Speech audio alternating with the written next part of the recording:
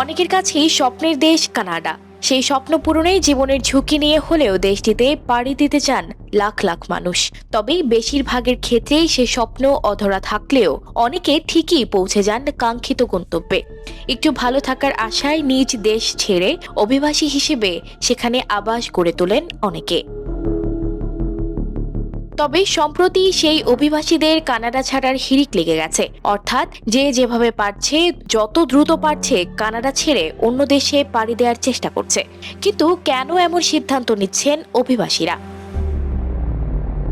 বার্তা সংস্থা রয়টার্স এ নিয়ে একটি প্রতিবেদন প্রকাশ করেছে।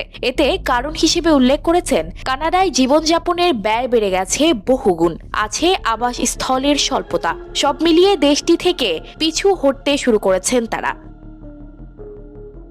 তথ্য বলছে 2023 সালের প্রথম 6 মাসে 42,000 মানুষ কানাডা ছেড়ে চলে গেছে।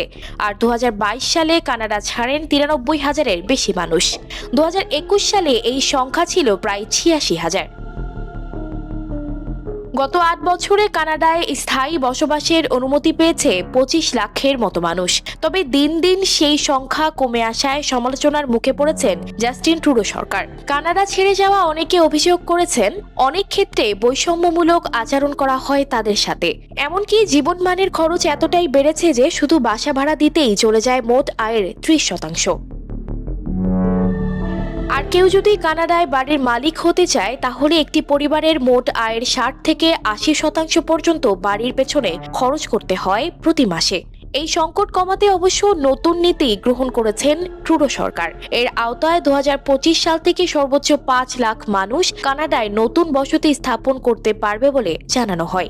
এই নীতির উদ্দেশ্য হল আবাসন খাতের ওপর চাপ কমানো। তবে অনেকেই মনে করছে এই পদক্ষেপ যথেষ্ট নয়। সানজিদা রহমান, প্রবাস খবর।